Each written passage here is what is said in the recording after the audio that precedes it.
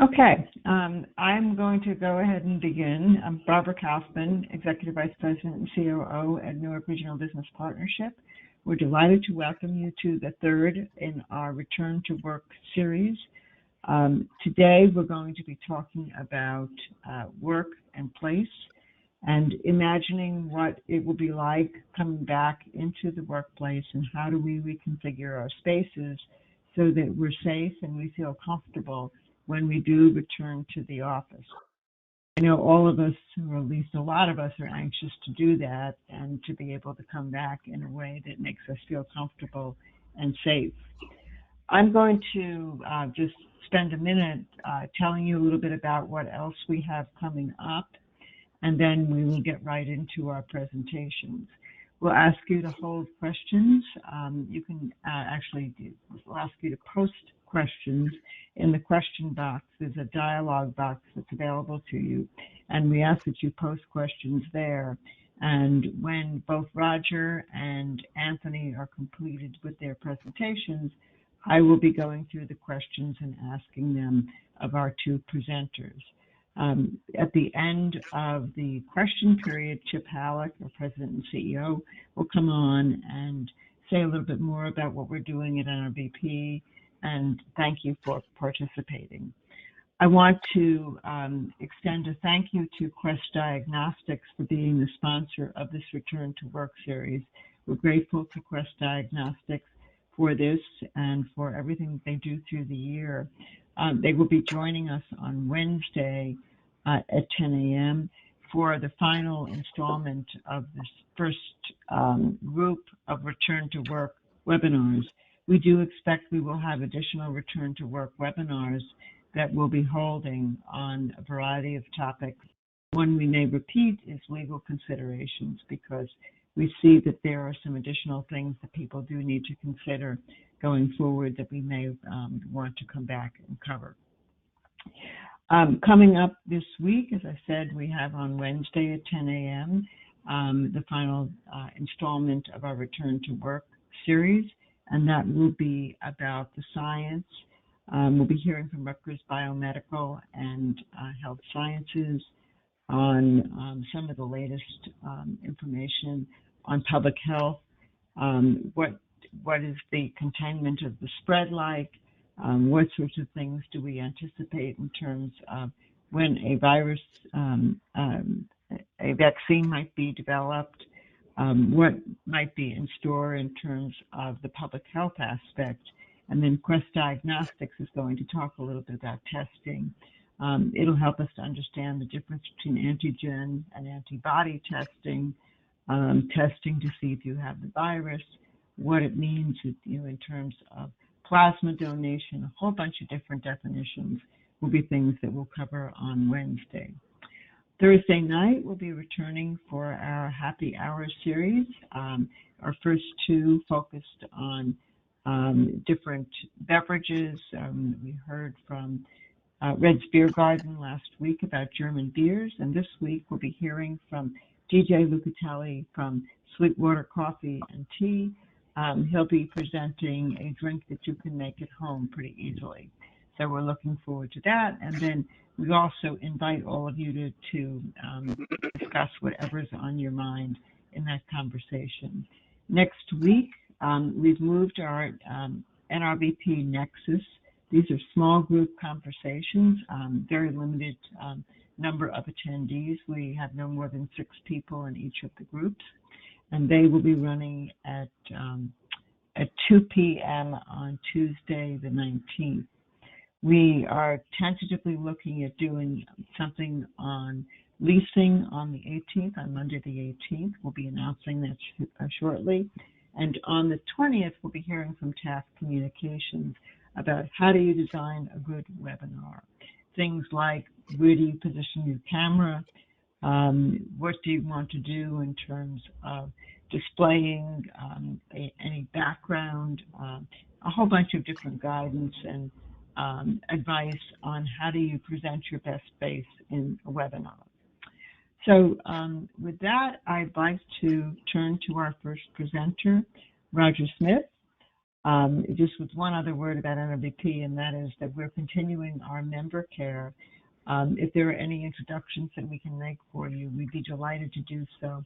Please reach out to any of us so that we can connect you to other members and make connections for you.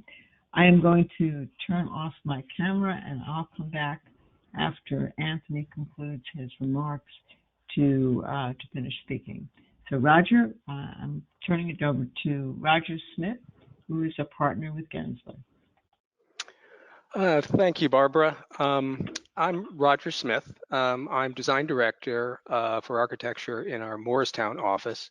Gensler is an architectural firm with over 6,000 employees with 50 offices throughout the globe. So we have a unique perspective, and like many of you, really are concerned and actively engaged in and involved in the solutions of returning back to work. With this unfolding pandemic, this crisis is causing everyone to kind of rethink how we prepare for the uncertainty ahead. No doubt about that. Advance the slide here. In a matter of weeks, this public health crisis has dramatically changed the way we work. It's forced us to embrace a new reality rooted in working from home. And virtually every interaction now is in fact virtual with our clients, our colleagues, and our friends. Now most are starting to get the hang of working from home. Gensler is employing design strategies to help prepare our clients and companies for when people return to the workplace once the quarantine has ended. While it's too early to really understand the full extent of the new skills and habits that we're developing while working en masse from home, it's not too early to start thinking about planning about how we return hundreds and thousands of people to the workplace once again. We're gaining a lot of insight and hearing a lot of stories from our clients. We have a lot of conversations internally and externally, hearing from many different industries and work sectors. We hear from them that they know that we're not going to be returning to the same ways, that there will be a new normal moving forward. But they all seem to believe that the workplace is here to stay and people need and want to come together. And every day we're learning more about how to positively impact the future of the workplace. In addition to hearing from our clients, we've also been talking with our workplace designers, collaborating with our consultants, especially our mechanical, electrical, and plumbing consultants, one of which you will hear from today. And we're also sharing ideas from our offices from across the globe, which has been enormously helpful.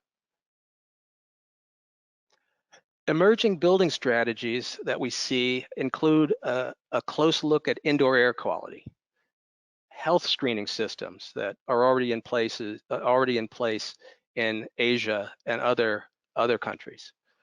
Automation and voice activation will become a part of the future, no doubt about it. And hygiene and new cleaning protocols will be a part of how we move forward. And there's a lot to learn from the healthcare industry, both in terms of protocols, material use, and methods of work that we can learn from. And ultimately, there's going to be a rethinking of the office itself and how we design it. From the standpoint of tenants, as we plan to return to work, flexible working will play an important role. We're already working remotely. I think that will continue for some time, and we may be evolving the workplace itself as a result. De-densifying our workplaces will occur. We'll see a renewed focus on wellness. Makes a lot of sense. There was already a trend in that direction, but I think we'll see more of it. And the workplace will emerge as a connector, we feel, a workplace where people come together with renewed focus and intent. Of course, there are many questions out there. We don't have all the answers. but we're actively working with our clients and our consultants to find effective solutions. We're rethinking the workplace. We're rethinking work itself to discover new patterns of working. We may see a hybrid workplace emerging, in fact, certainly in the short term, that combines not only working at home, but work in the office. I think we'll see a lot of that in the near term. The office workplace is certainly an important expression of an organization's culture, and we will likely see new behaviors, new policies that place a strong emphasis on wellness, as I mentioned. We may see new performance measurements that focus on outcomes rather than presence in the office every day. And that we will ultimately make the best of the time that we actually do spend together in the office itself. We're currently assisting our clients in short-term, that is pre-vaccine solutions that focus on what's happening now and what we need to do next in the most immediate future. We're also looking at the long-term solutions that focus on understanding the effects of this event that we're all living through and reimagining the future of workplace post-vaccine. A common thread through all of these, you'll see at the bottom line there, is communication. That common thread really pre and post-vaccine is critical. It's critical to communicate to your employees, your clients. That communication needs to be clear, it needs to be direct, it needs to be informed, and ultimately it needs to be reassuring, because we're all going through a lot right now. So what will happen when we return to the workplace? That's the big question. Before we can ask people to return to the office, we've got to make sure that they feel safe. Just like after 9/11, creating a safe work environment and making employees feel valued and that their health actually matters, I think, ultimately is paramount. That's what we focused on then, and we're going to continue to do that. That can start now, before you return to the office, just by asking your employees what their concerns are. I think that's going to be a big part of doing this successfully. Yes, there's no place like work. Right now, there's no place like home, but there really is no place like work. The workplace survey that we conducted last year for our 2020 survey asked people exactly that question. You know, where do they like working best? They chose between the home, between the company's workplace, between co-working spaces that are happening across the country, and even coffee shops. And unquestionably, the office was the preferred place for people to work, as long as it was designed to support their work.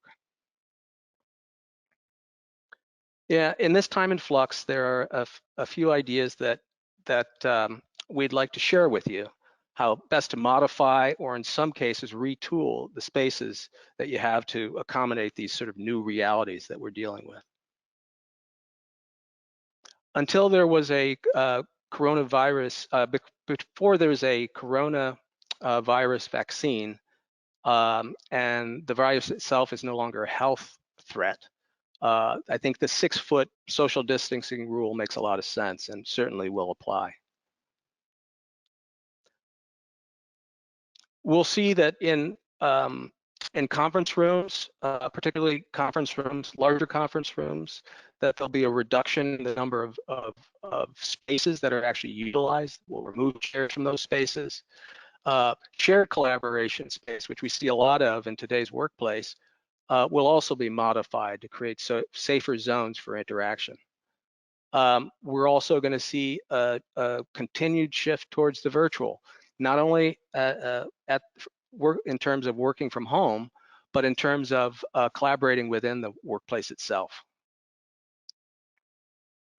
We're also going to see the de-densifying of workstations themselves. We're going to find ways of working that isn't as tight and proximate to our colleagues as it used to be. In fact, we're working now on tools to help our help understand the impact of those social distancing measures within the workplace itself. And we're continuing to work on those and many more tools to help us through this. So emerging are a couple things. Instead of mandating everyone to return at once, certainly the state government is going to have something to say about this, what percentage of people could actually return to the workplace.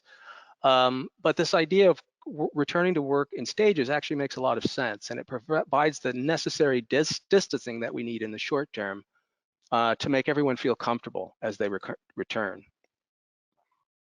In terms of workstations themselves, there'll be a new focus on how we de-densify, as I said, and create physical distancing. It might mean that we have barriers that separate them or partitions that separate workstations. We're going to have to rethink seating itself. Perhaps we'll be working every other seat for a while just to maintain that social distancing that's so critical to the success of getting through this. New health and hygiene protocols will certainly be an active part of this, and technology will also play a role. The protocols will be about cleaning, but it'll also be about specific cleaning all the time. A workstation, conference rooms, reception areas, social spaces, all day long. You're not going to see someone come in at the end of the day and clean the space as is typical now. It'll be a constant reminder that your workplace is clean and safe. We're also obviously there, as I mentioned before, there's a lot to learn from healthcare, both in terms of materials, the cleanability of those materials, and various safeguard measures and protective measures that they use as a part of their normal operations. I think we'll see some of that filtering into the way we work in the new office space. And then the office itself will be redesigned with minimized contact with surfaces. I think we know that's going to happen. So what comes next for buildings in the long term? We know that building owners and managers and developers will need to evaluate the impacts of this on all aspects of their buildings. The building entrances and entries will be an important part of the control of the virus moving forward. We're going to be looking at visitor check-in protocols, screening mechanisms, vertical transportation. How do you get to your office place on a daily basis in a timely way? Building systems, obviously, we'll take a strong look at that. And amenities, I think amenities will actually change as a result of this. Building entrances obviously represent the first line of defense in all of this. And you'll be hearing from Anthony a bit about air purification systems and how that might impact how we work every day. But we may begin to see infrared screening as a part of that sort of first experience in the entries and lobbies. We're also certainly going to see an increase of automation and voice activation as things move forward. We really are going to see a sort of transformed workspace and workplace in the future. In terms of visitor check-in, it's going to be paperless. It's going to be digital. You may see physical screens at the reception desk itself, but I think everything's going paperless and digital to keep people safe. And there's a certain efficiency to that as well. In terms of elevator control, it's going to be critical to utilize various technologies to get through this. Whether it's destination dispatch systems or concierge service where you're assisted in movement through that vertical transportation system. I think we're also going to see stairs potentially being used in creative ways to allow the flow of employees and visitors through our spaces. Obviously, increased indoor air, advanced filtration systems may become the new norm, and Anthony can tell you a lot more about that in the next segment. Touchless fixtures, automated door stalls, heightened cleaning protocols will certainly be the new norm in our core restrooms. Food delivery and grab and go will be the way to go in the short term, we think. Certainly this is happening in many of our offices across the globe. It really has been a change in the way these services are presented to our employees and our visitors. Meeting rooms certainly will be reduced in terms of their occupancy. There'll be limited use.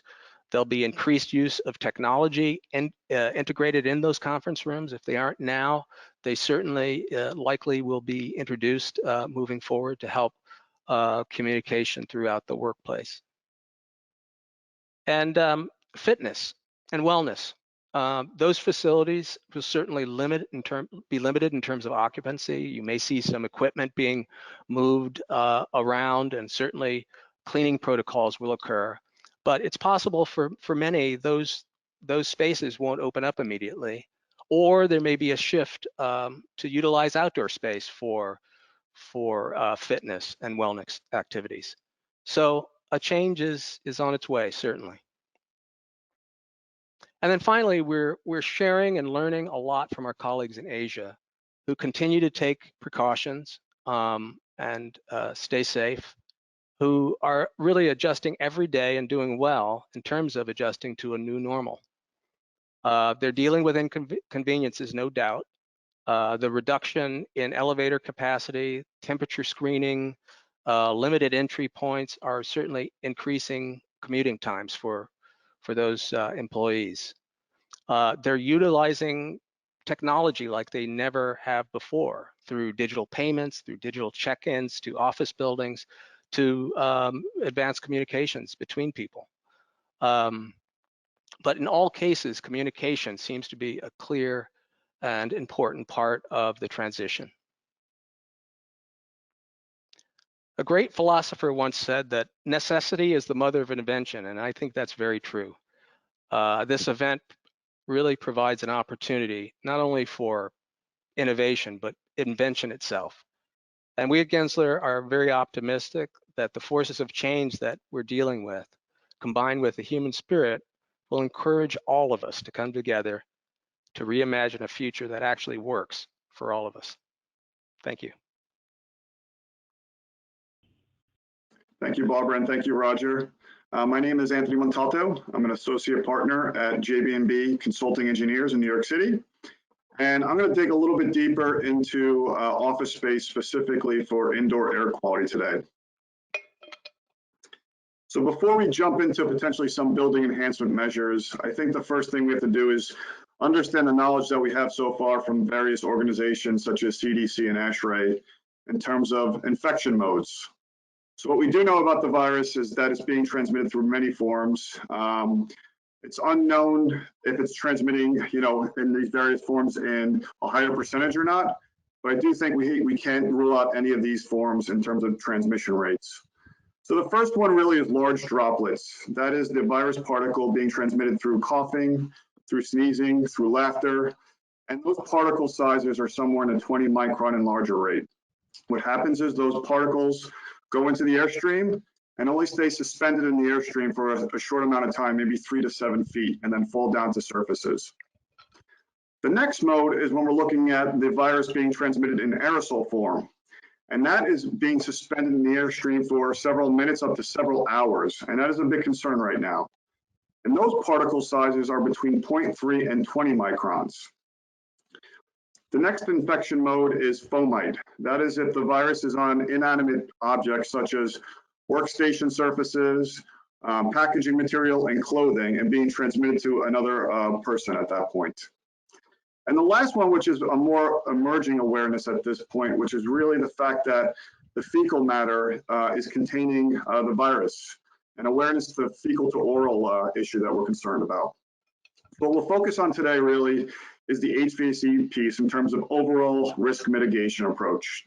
And the various organizations, as I mentioned, CDC and ASHRAE and WHO, have all been really great the past few weeks in terms of providing us some sort of guidance and guidelines to what we should be doing for building upgrades. So what I'm going to walk you through is really a compilation of the various organizations' recommendations in terms of building upgrades for indoor air quality. So first thing is, how do we maintain clean supply air within our spaces and dealing with any sort of virus being mitigated through aerosol mode? So this is a graphic you will see throughout my presentation. And what we're trying to manipulate here is, this is a workspace down in the bottom right-hand corner. Typically, you get supply air, conditioned, heated, and cooled air, and filtered to a space, diffuses within a space, recirculates around. The return air from the space, which carries VOCs, CO2 levels, and viruses and other pathogens, get pulled back towards the central piece of air handling equipment. And that can be an air handler on the floor, a small fan cool unit in the closet, or a central system provided by a landlord. And what happens is that return air gets brought back to either be spilled out the building, and in many cases within office spaces, recircled back to the central system, where it is mixed with outside air, filtered, cooled, heated, and then delivered back to the space. So the first mean that most organizations have agreed to is that we need to increase our air particulate filters in terms of capturing more of those pathogens before they get recirculated back into the supply air stream, back into the space. So on the bottom left hand, you see this is the standard sizing chart from ASHRAE in terms of filter MERV rating, and that's the efficiency rating. 16 being the best rating in this chart and 1 being the worst. And across the top, you can see these are the different ranges of particulate removals. Range 1 is 0.3 to 1 micron level. Range 2 is 1 to 3 micron level, and range 3 is 3 to 10 micron level. So a typical office building where you have a central system, the filters tend to be around the MERV 13 rating for the most part. So the recommendation we're giving to many of our clients at this point is, let's see if we can actually upgrade the filtration levels. And you can see what that means. On the range 1, when you're going from a MERV 13 to a MERV 16, you're going from 50% particulate removal rates to 95%. And in range 2, you're going from 85 to 95%. So those are pretty big jumps depending on what size the particle is being transmitted in the airstream. And just to give you a point of clarification, the N95 mask that everyone's being recommended to wear at this point, that's a 95% particulate removal rate. So if you get to MERV 16, you get to that same sort of protection level.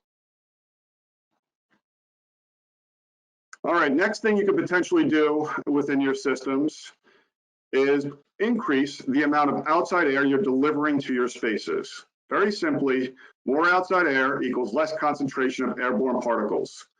The big downsides of doing this is by bringing in that untreated outside air, it's energy consumption. So in the middle of summer, you're cooling and dehumidifying that air tremendously. And in the wintertime, you're heating that air all the way up in this New York, New Jersey region. So before you do that, you have to do a couple of checks. Is my louver properly sized? Are my coils properly sized to accommodate that additional outside air? But by any means, this is a highly recommended measure by all the various organizations. So ventilation in the aerosol mode. How air is delivered to a space is going to be even more criticized moving forward in the future in our typical office spaces. In the previous pictures I showed you, there was supply air diffuser at the ceiling plenum.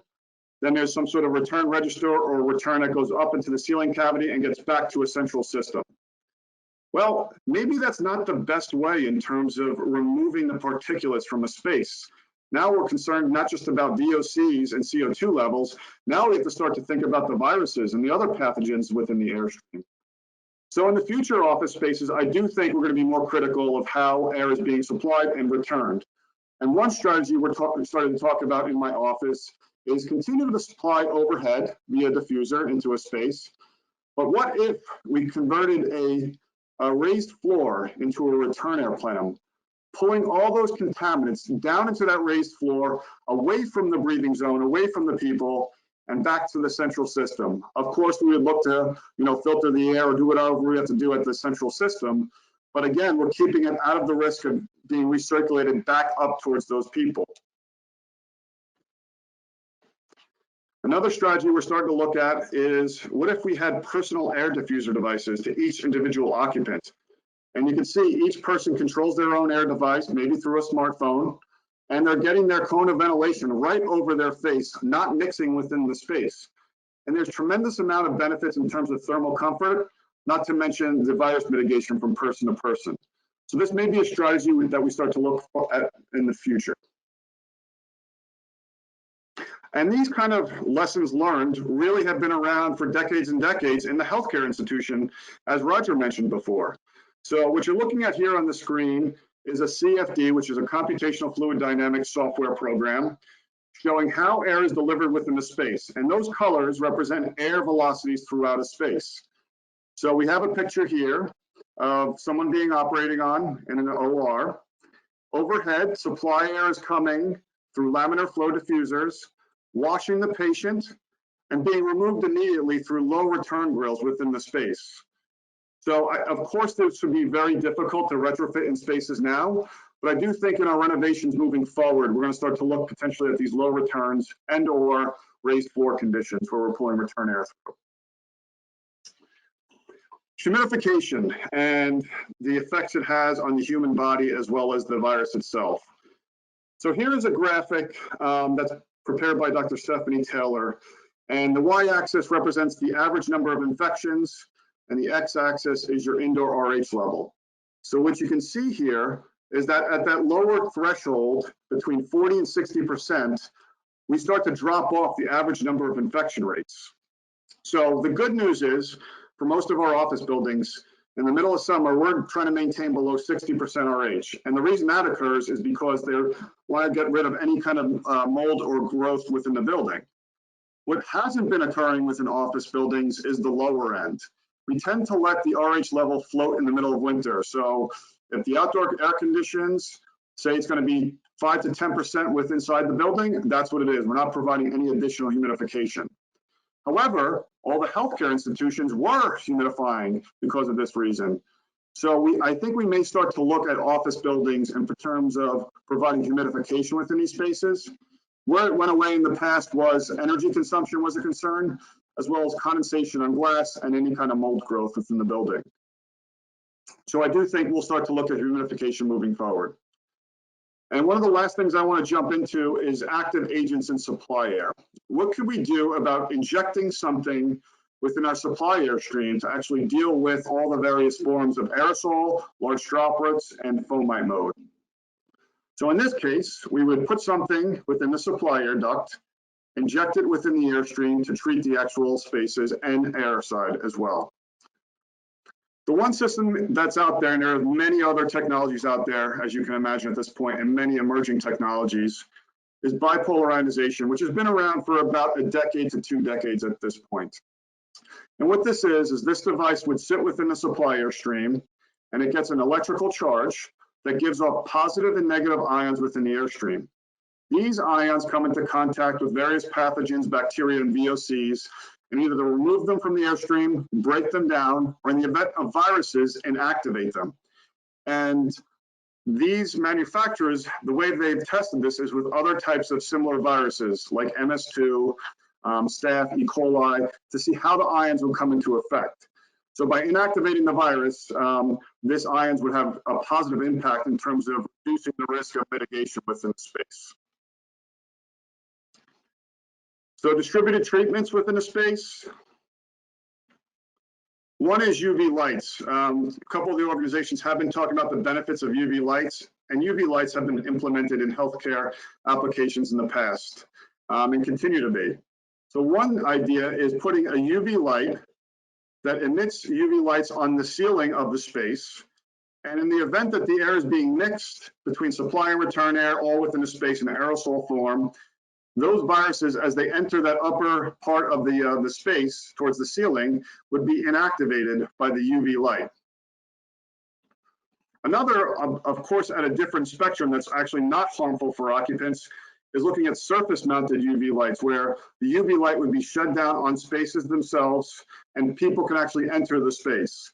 So it's a different wavelength UV light that we look at as compared to the upper room UV light. But again, the benefit, as you can see here in this picture, was in the healthcare institutions in terms of how they disinfect the space. And one of the last things I'll touch on is during this pandemic, we will start to see, the office spaces be reoccupied. And there's a couple of things. One is we need to make sure that the virus isn't being transmitted through the surfaces, as Roger mentioned. We have to disinfect to some degree. But also we have to make sure we're putting clean air within the space. And the way we can do this is by deploying these portable air filtration units within a space that do recirculating air and remove any kind of particulates or pathogens at that portable unit. So we do know the technology is proven. They have tons of testing on this through several decades of research. But also there may be the placebo effect where occupants actually physically see this portable air filter unit and have that sense of comfort once they're entering their office space.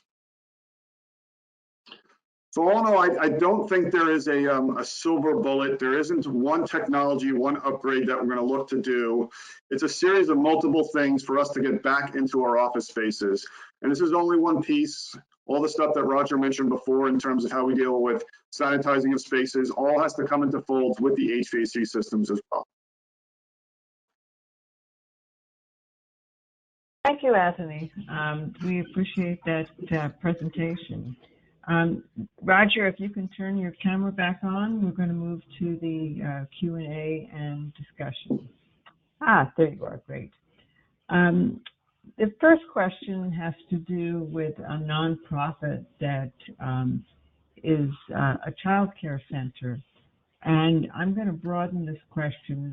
The specific question had to do with parent drop-offs and being able to really regulate the flow of people coming into the office.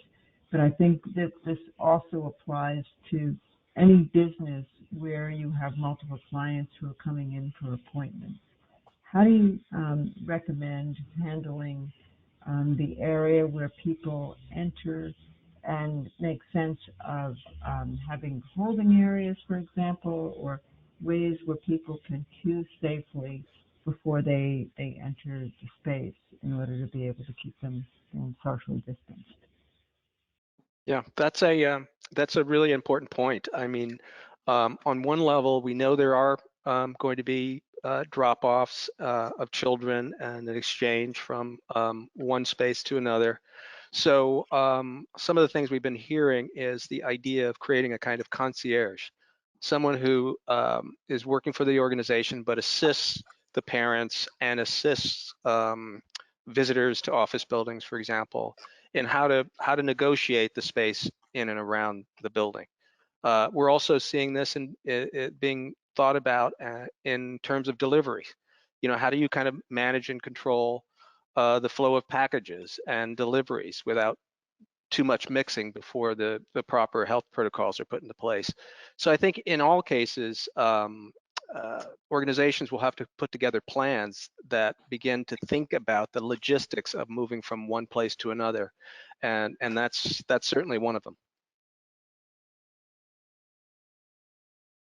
The other thing I might add is after they've maybe been assisted to the building itself, I think we're also going to see the potential for various health screenings and other elements that may or may not be put into place depending on the organization that may also be a part of this, just to create a kind of control point for the distribution of people throughout the building.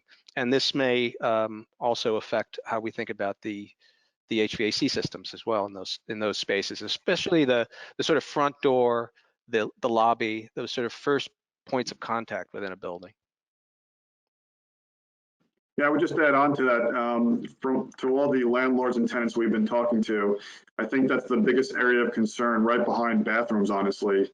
And how do you load up elevator cabs, disinfect them as people are in use?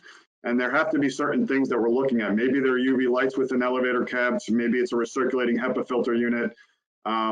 Facial recognition of masks as they enter buildings, how the lines are queued up to the building. These are all important questions we're going to have to start to tackle very soon. But it's also, just to add to that, the systems that are being used to pre-check in, using your phone to to register ahead of arriving at a location. That's an important part of what's happening in many of our, we're hearing from many of our people in offices across the globe, really utilizing technology for that flow from one place to another. And it's a way of managing as well. I think that may come into play as we think about elevator access as well. And speaking of elevator access, there were several questions that related to multi-tenant buildings where the tenant doesn't have full control of what happens in the building, and just concern over elevator management, being able to control the flow of people coming into the building. And I would imagine that part of that would be somewhat difficult to coordinate, because you might say to certain businesses, we'd like you to stagger your hours, or does the business take it upon themselves? I know that in the building that we work in, there are several offices that are on a very strict schedule. So there's a group of workers who are 8 to 4, and in advance, you don't try to get into an elevator at exactly the times when they're either coming in or leaving, because the elevators get crowded, and it takes longer to get up. But in a building where there's a lot of people arriving all at once, say between 8 and 9 a.m., there has to be some coordinated way, and I don't know that anybody's really figured that out yet. And the other part of it is, and I'll ask both of these, and then perhaps you can answer both questions at once.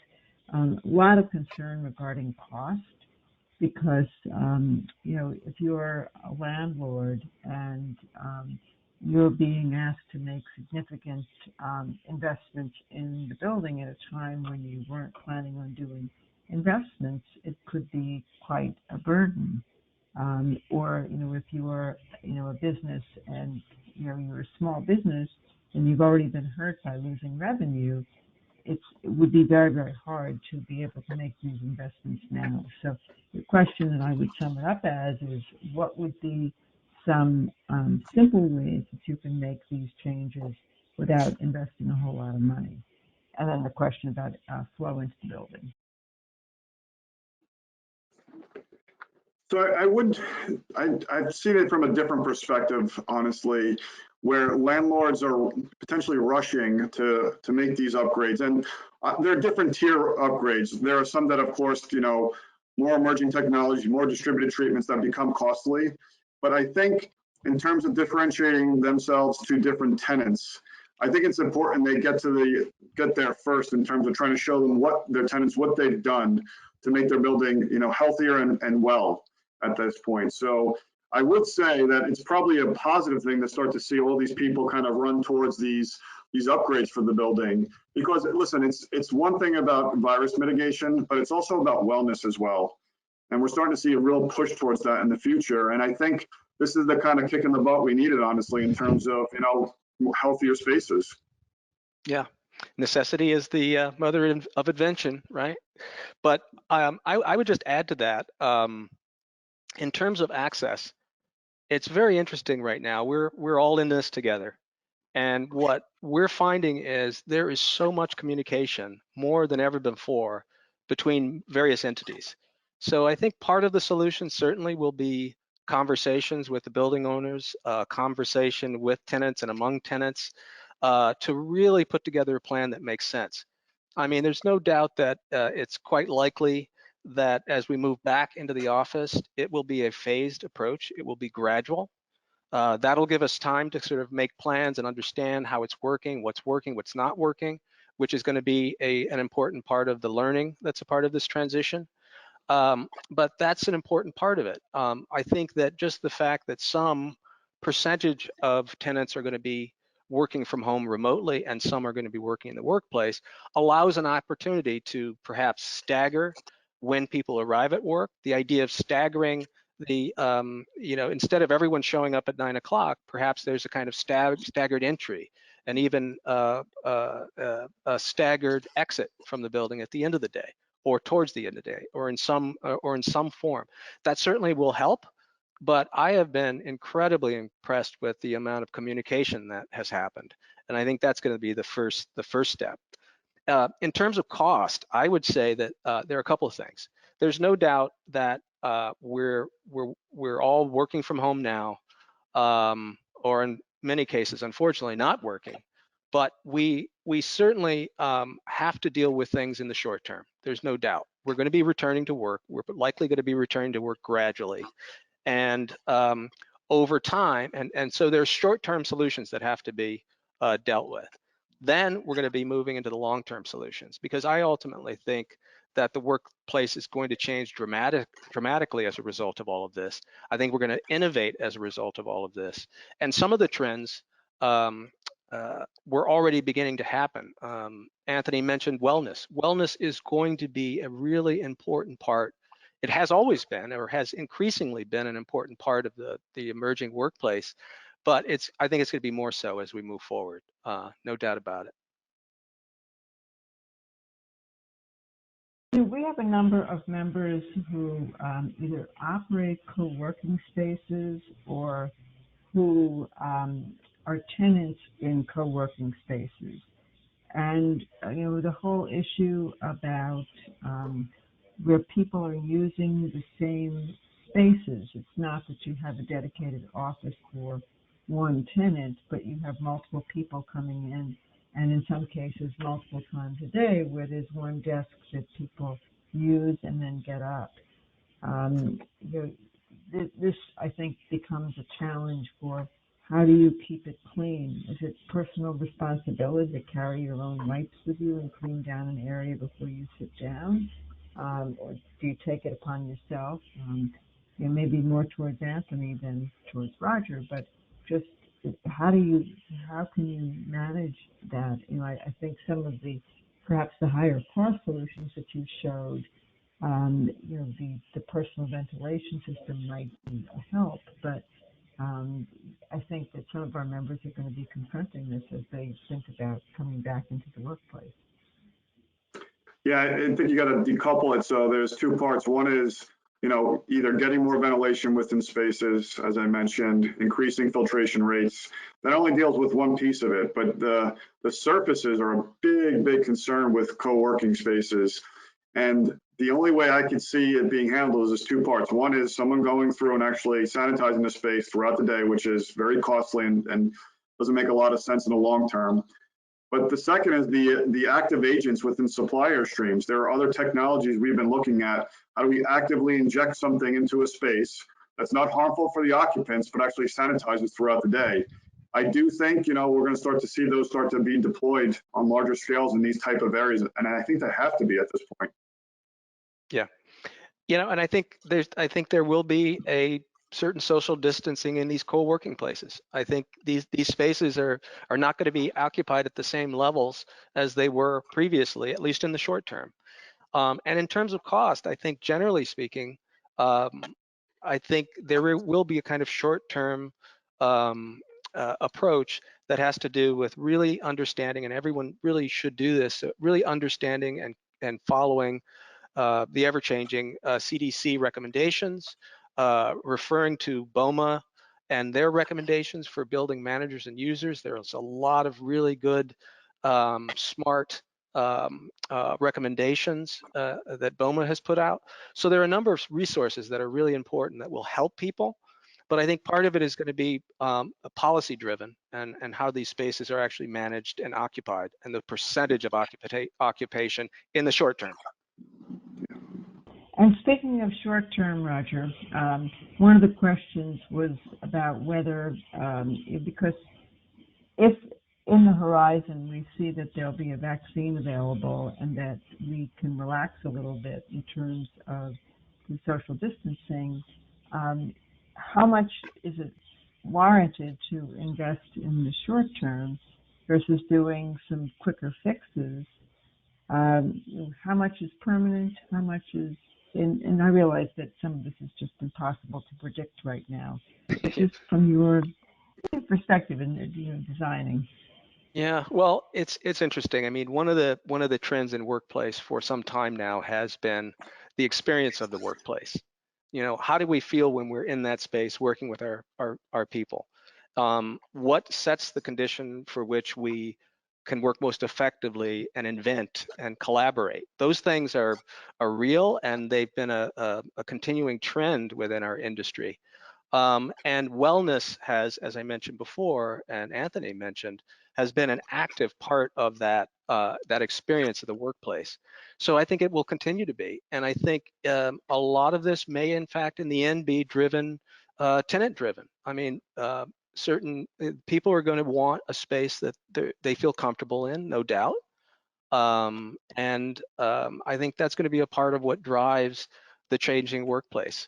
But wellness isn't just about sanitizing. It's really about feeling good about where you are and being in a trusted environment. And there are a lot of things you can do to accomplish that, many of which can be costly over time. But I think there are short-term solutions which Anthony could speak to that also do the job. But I think the workplace is an important feature in our lives and in the way we do things across the globe, and I think it'll continue to be. Anthony, that leads to what I'll pose as the final question, just with one footnote before I do pose the final question, and that is that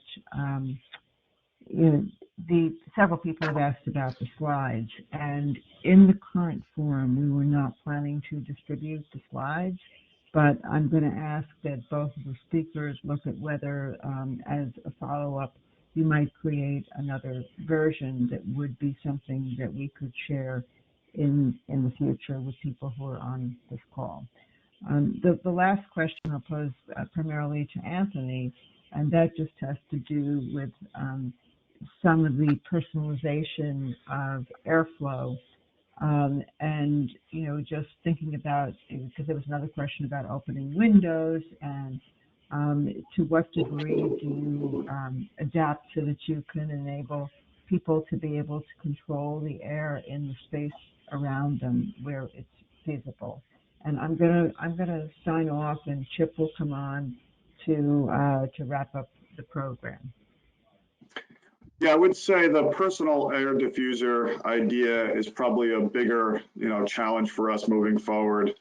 To go through and renovate spaces now and, modify the ductwork, put that personal air diffuser in place with control for each occupant, that's undoubtedly going to be costly to modify. But maybe our new designs moving forward with Roger and myself, we can start implementing those types of designs. I think what we're going to start to see right now is the small term stuff, the filters only, the more ventilation air. And I think those portable units do make a lot of sense, at least during this pandemic, to at least mobilize those. Maybe you rent them for a year or two, depending on how long this is going to last, and then you send them back to the factory. So different strategies, of course. But I will just say, as a word of caution, like at some point, of course, I hope that we have a cure for this thing and that there's a vaccine. But I think this was a wake-up call for at least myself and many others in the industry in terms of making sure that we're doing the best design, not just for wellness, not just for, it's also for safety, right? There's going to be another virus at some point in our lifetime that we have to deal with. Maybe it's not to this scale, but I think we have to be a little bit more adaptive with our design solutions moving forward. And maybe they have to be flexible to some degree to deal with this kind of pandemic when it does come around again. So I would just leave it with that.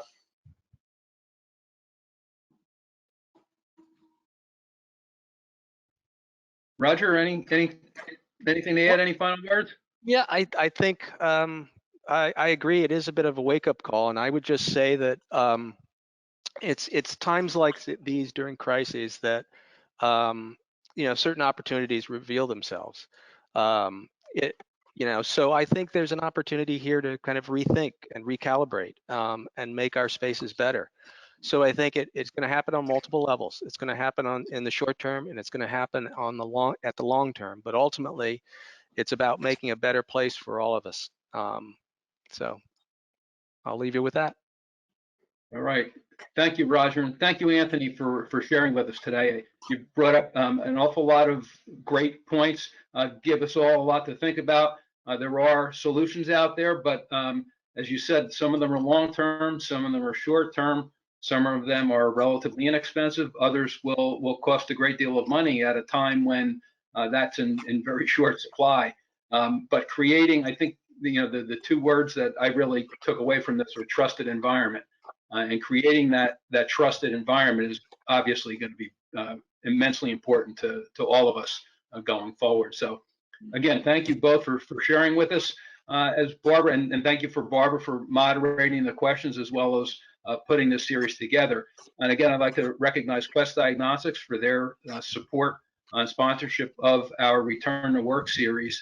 And we hope that you'll join to our Return to Work series on Wednesday for the challenges returning to the workplace from a health perspective. And Quest and Rutgers Biomed and Health Sciences will be producing that webinar for us on Wednesday. Thursday, join us for our happy hour, 5 p.m. It's just a great time to network and learn something new about some beverage or some kind of entertainment. We've had some interesting guests with us, and we hope to do more of that. Our small group networking, NRBP Nexus. Also, we hope that you'll sign up for all of these programs, these events, webinars, and our networking are available on our website at newarkrbp.org. So with that, we thank you all for joining us today. We look, Barbara said earlier, to continued one-on-one interaction. When you have a question, when you have a challenge, we'd love to help put you together with a member who can help resolve that challenge. So again, thanks for spending this time with us. I think it was a very well spent 1 hour, and as I look, it's exactly 2 o'clock. So thank you, Anthony and Roger, for helping to keep us on our time commitment as well. Take care, everybody. Be safe. Thank you. Be Take well. care. Thank you, Joe.